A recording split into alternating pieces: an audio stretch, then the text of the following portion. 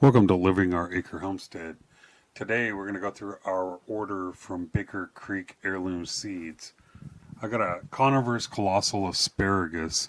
This asparagus is a 19th century heirloom still beloved by market farmers and home gardeners. It is bred for massive spears and super high yields. I'm looking forward to having asparagus. I enjoy asparagus and I would like to can and pickle some, and I hope in the next couple of years we'll be able to get enough yield out of these to be able to do that. I've got a Hyssop. It is a Korean Golden Jubilee, and that variety is one of my deer abatement plans. I am planning on using that to ring around the garden and kind of drive away the deer, keep them from invading my garden. So I'm hoping these work as well as I think they will. I guess we'll find out as the year goes along. I think they are also going to drive away rabbits and squirrels and other little animals like that. So I'm very hopeful that these work as well as they say they will. I'm going to build some little woven fence pieces, and I'm going to put these and morning glories on the outside to kind of drive the deer away. I got a basil. It's a Genovese red Freddy basil, and it is very beautiful. It's an annual, some large leaves and intense aromatic complex flavor as familiar Genovese.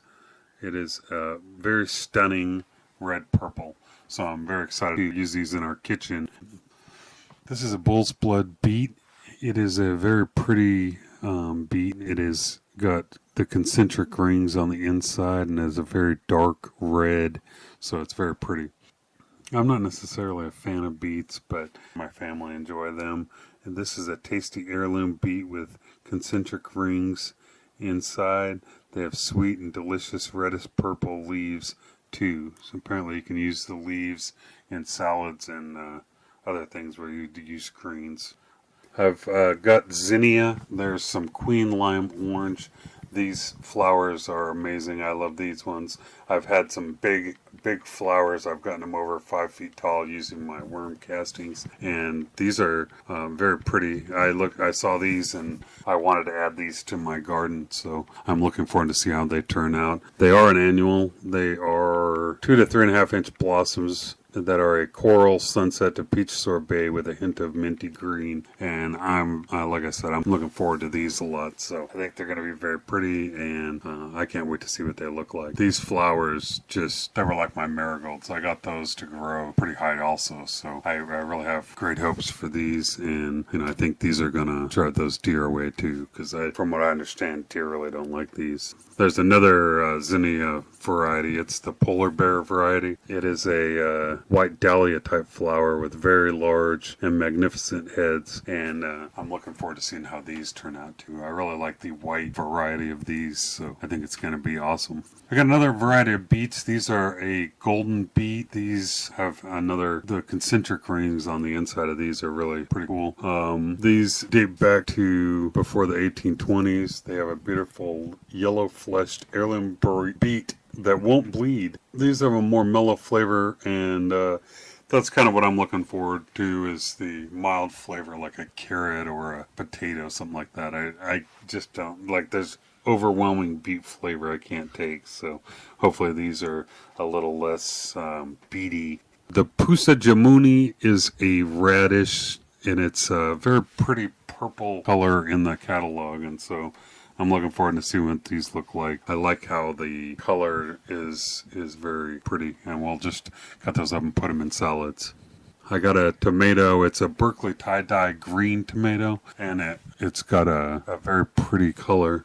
It was discovered in planting of beauty kings, which is how a lot of these happen. They're just accidents. It's an incredible color with delicious large fruited slicers. They end up being about 1 pound fruit striped with red and green, and they have a great flavor. These are things that I'm looking for in a tomato, and so we're excited to have these out here in our garden. I'd like to turn some into stewed tomatoes and stuff like that. We've got a yarrow. It's a Polish pastels mix, and again, these are deer abatement type flowers. These are perennial. I'm not sure how that's going to work out in our area. We're in a 5A where we're 15 to 20 below as our minimum average temperature for the area. This breathes life into the landscape, and that's kind of what we're doing. I'm trying to keep the deer out and add some color to our garden out here, so I think these are going to do a very good job of doing that. So we're looking forward to it. Drive the deer out and keep our garden safe. This is a Japanese wasabi radish. I'm looking forward to this. I like the flavor of wasabi. I'm trying to grow some radish and make some radish sauce, so this should be good. I'm hoping that these are something that I can make like a little fermented sauce out of and use in salad, stuff like that. It is about 60 days to maturity. It's a round-shaped Japanese daikon radish, and it has an intensely pungent, spicy flavor. These are perfect for lovers of wasabi, that's me, and for chefs and experimental home cooks will be delighted to play with this sensational flavor. That's what I'm looking forward to, is something that will add to it, like a Japanese flavor to things. I got a lettuce. It's a freebie on these ones. It's a butter crunch lettuce. These big lettuce leaves, they were developed by George Raleigh at Cornell University, and it's an all-American selection for 1963. This butterhead type was the standard for many years. It's very heat tolerant and it's slow to bolt. It really isn't an issue here, but it'll be good to have a nice thick lettuce for salads and sandwiches, stuff like that. This is a lemon basil. This variety is another one of those I would like to put in tree guilds and around my garden, just to kind of keep animals out of it. The smells of these herbs kind of drive animals away. This is a wonderful, light, yet intense lemony fragrance and taste. It is a real culinary delight. So it also says this is a free gift, so I'm looking forward to seeing what these turn into and how they work in our garden. Our carrots, we got a lunar white carrot. This is a very pretty color on these. I just saw this and I had to have it. I'm looking forward to having a bunch of carrots that have different colors and textures and flavors. We like using carrots in our stews and stuff like that. And this is a throwback to the Middle Ages when white carrots were all the rage. Creamy white roots, mild and delicious, fine flavored and nearly colorless. These have 8-inch roots, often with green shoulders. And so yeah, we're looking forward to having these in our salads and stews and soups. So it'll be good to have. It might be also kind of neat to can some of these. Looking forward to having these in our diet. This is a squash. It's a zucchini. It's a Black Beauty zucchini. These are one of the big staples of our diet in the summer. We enjoy having steamed zucchini and put some cheese on it and just basically serve it like that, and it's going to be good. We'll also make zucchini bread. We're looking forward to having these zucchinis out there. This one was introduced in U.S. markets in the 20s. It's a classic dark green summer squash, delicious fried or baked, and it's best picked young. My wife's parents had a big zucchini plant they called Carlotta, and that thing grew humongous, and it provided zucchinis all summer. So that's kind of what I'm hoping for this year. Maybe I'll get some worm castings on them and see what they turn into. Maybe we can have a Carlotta of our own out here in our garden. This is a kohlrabi. It's an early purple Vienna kohlrabi, and it was a free variety, so that's kind of fun. It's a cold hardy pre-1860s variety. It has delicious cabbage-flavored bulb that grow above ground, and they have purple skin and sweet white flesh. I've never tried a kohlrabi, but I think it's going to be fun to see what they do and maybe look up some recipes and throw them in the oven and see what we can come up with.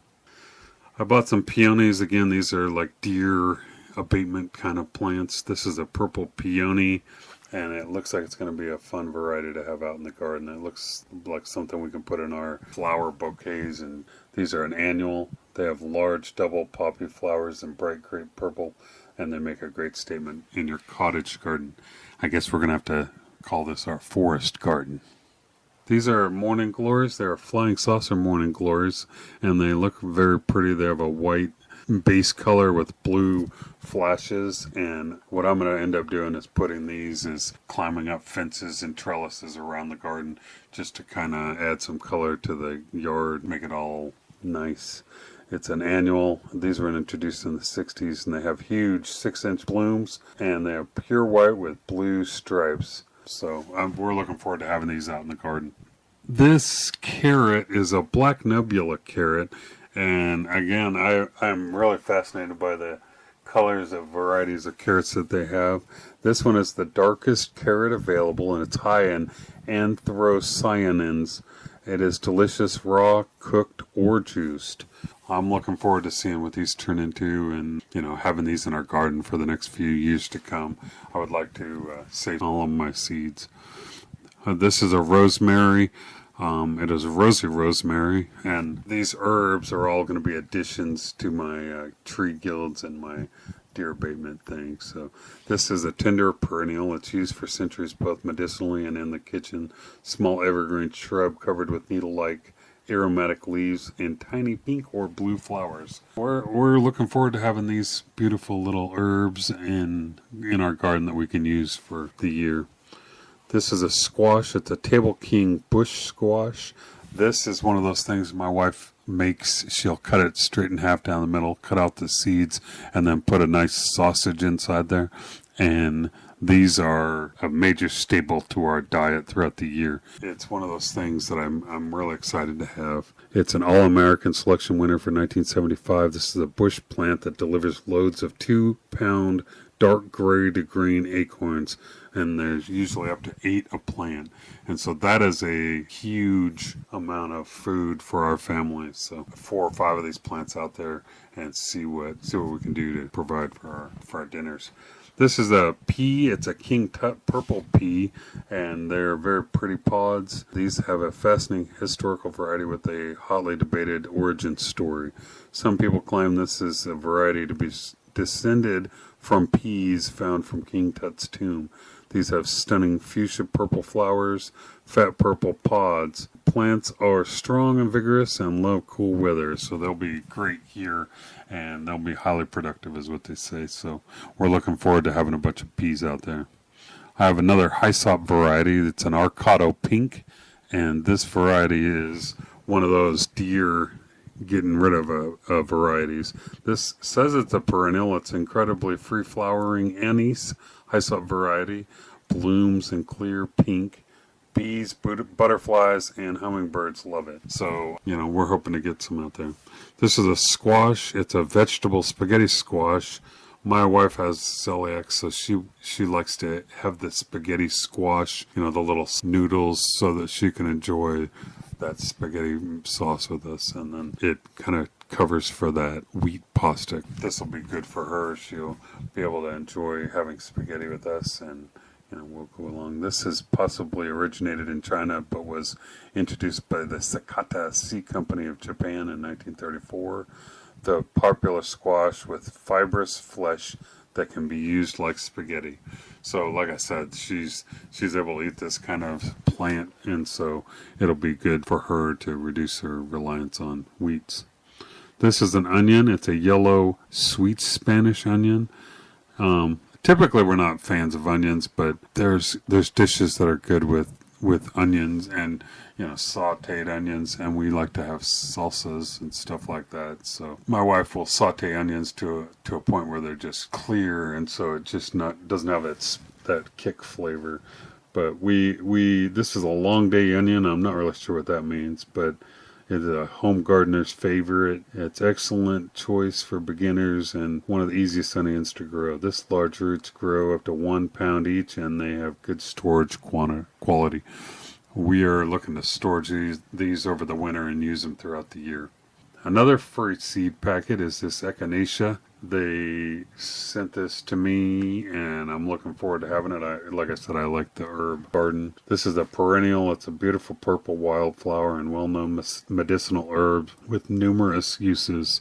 So I'm looking forward to being able to put that out there in my tree guilds and see what they pop up with.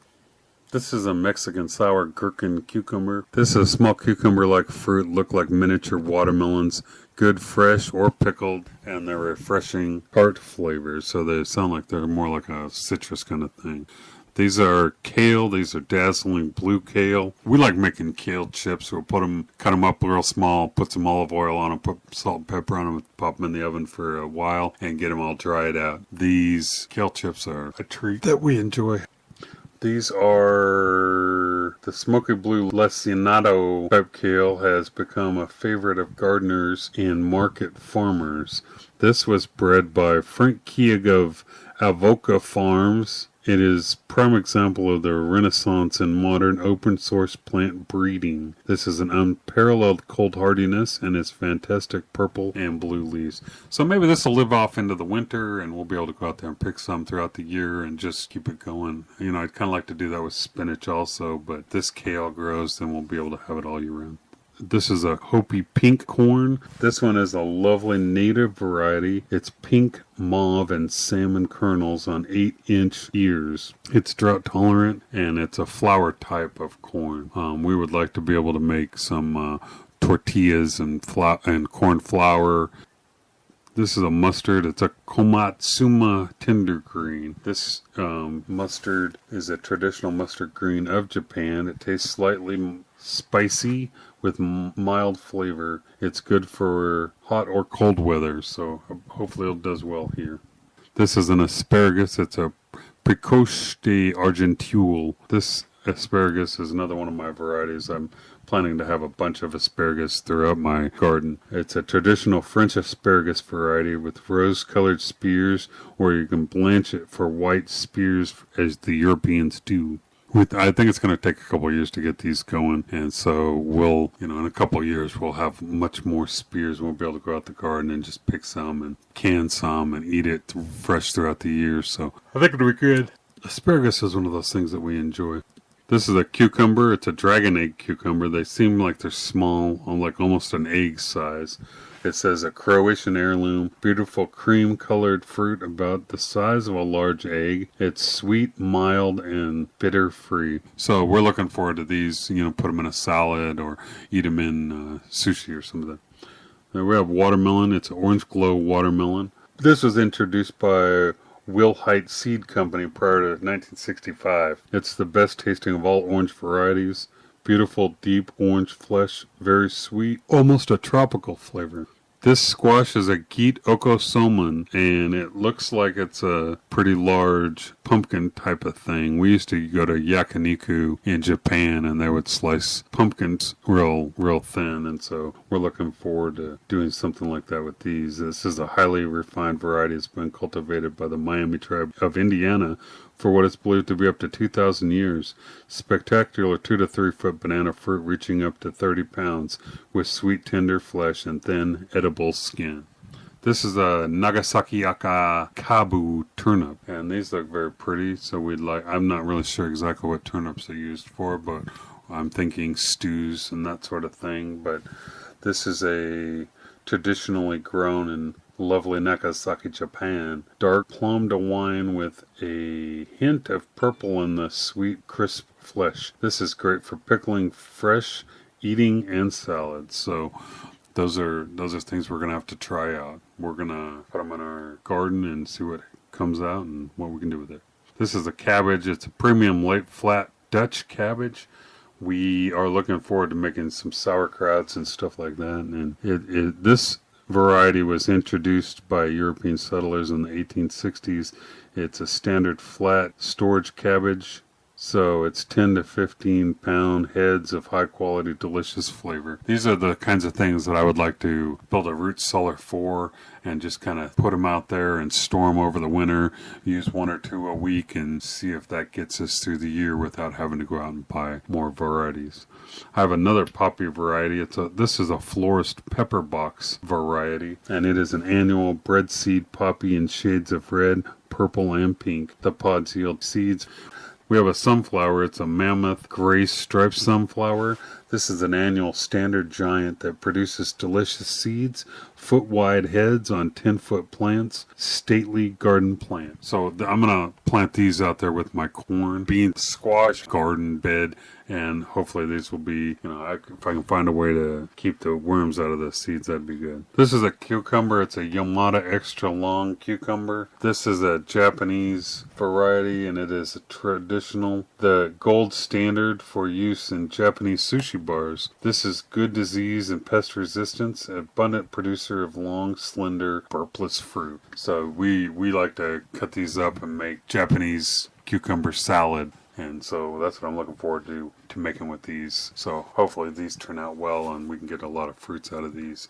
I would like to have a staple of that for the summer. It's a very refreshing salad, and it's one of my favorites. I also like to put it in sushi that I make. And so if we can make those, the flavor of these cucumbers is amazing for that sort of thing. I used to make sushi when we lived in Japan. We lived in a city right outside of Yokohama. It was called Zushi, and I would go down to the fish market and buy a block of tuna, and it was like 1,800 yen. And so we would bring that back and cut it up and make our little sashimi, and it was always fun to do. And I always liked having the cucumber salad with it. So hopefully we can do something like that. I don't know if I'm going to be able to get any tuna out here in Wisconsin, but we'll find some kind of fish. I've made sushi with canned salmon, and we'll find a way, and we'll have a little sushi dinner and have some cucumber salad with it. This is a black turtle bean. We enjoy bean soups and salsa, black bean salsa. So this type of bean is going to be a staple for our food this year. So if we can make significant quantities of these and maybe save some more seeds so that as we grow we can get more and more over the years. But this is one of those varieties that we're looking forward to using throughout the year. This is amazing, productive black seeded variety at high yields of dry black beans, even in the northern U.S., authentic in Latin American dishes. This is exactly what we're looking for that sort of thing. This is a Montana kudu corn, and it is a very pretty variety. It's white with blue spots. It's a beautiful spotted variety that is a descendant from a historic Native American variety. This variety has long, slender ears and beautiful blue spotted kernels. It was bred with true kudu corn and a small percentage of Papa's white corn. So I'm looking forward to having this out there. This is a rutabaga. It's a Navone yellow rutabaga, and this is also known as a Swedish turnip. It's a large variety with deep golden yellow colored roots, and they are sweet and rich tasting. So we have a turnip. It's a tokinashi turnip. This guy is a traditional vegetable of Japan with a sweet taste and rich flavor.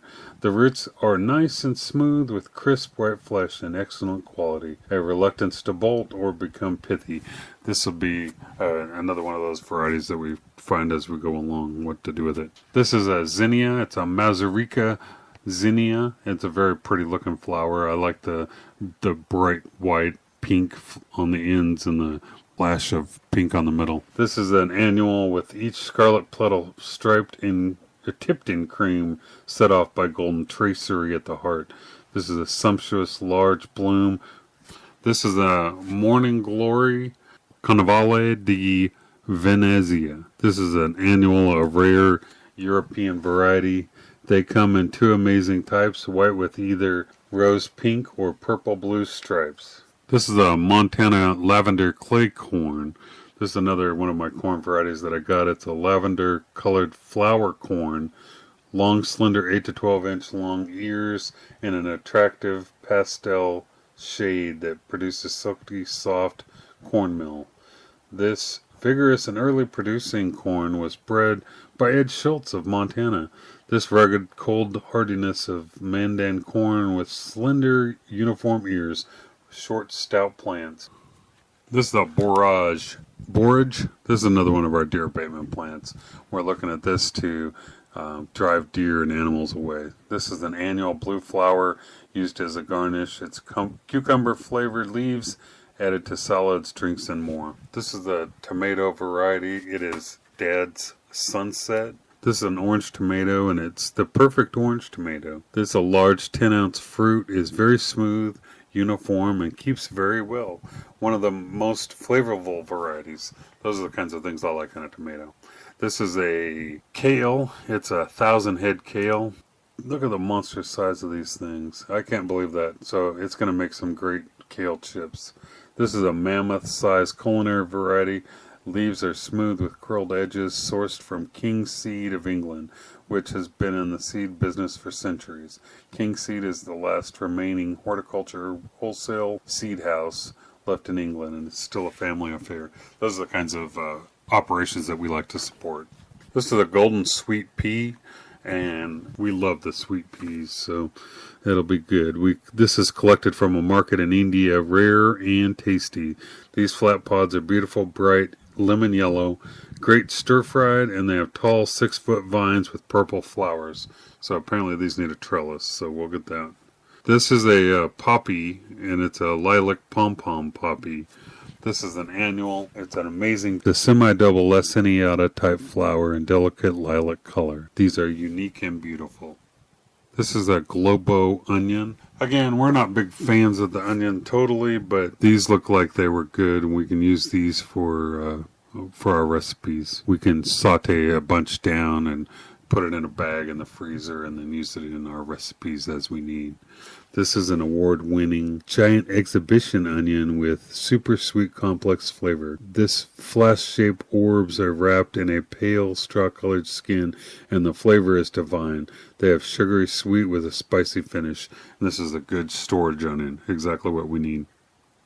This is a straw flower. It's a tall double mix. Looks like there's several different colors in this. And again, this is like one of those things that the deer are not big fans of. So they are annuals, and they're easy and fun to grow. They have red, pink, salmon, lemon, white, and lilac flowers, and they are great for drying. This is a round black Spanish radish. Look at that color. That's unbelievable. I'm not a big fan, but my kids enjoy radishes, so these are possibly grown from before the 1600s, large 5-inch winter type. They are deep, nearly black skin and snowy white flesh, and these will keep all winter. This is a Merlot lettuce.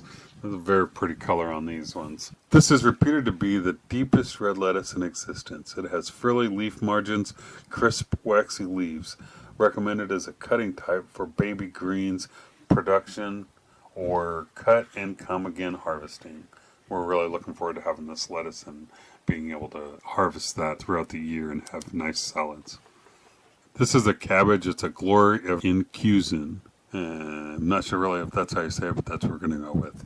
This was introduced in 1899 by Sluis and Groot in Enkhuizen, Holland. Medium, large, hard, round heads. Excellent storage variety, productive, and good for kraut. That's one of those things that we're going to be making a lot of. I have a feeling we're going to be fermenting sauerkraut for the winter because it's very delicious throughout the year. This is a Black Prince Snapdragon. This is a tender perennial. It's beautiful dark leaves and stunning, very dark crimson flowers.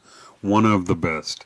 I'm hoping this is another one of those deer getting rid of flowers.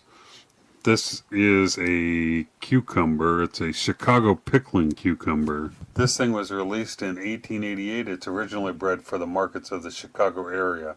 There's black spine fruits to 7 inches, often harvested much smaller. Amazingly prolific and disease resistant too. That's kind of what we need out here. This is a squash. It's a Salmon kabocha or kinshi. It's an incredible Japanese variety introduced by the Sakata Seed Company. Produced wheat-free, low-carb noodles in abundance on productive vines. Again, that's one of those celiac varieties that will provide noodles that she can have with spaghetti sauce rather than having wheat noodles. This is a carrot. It's an Amarillo carrot.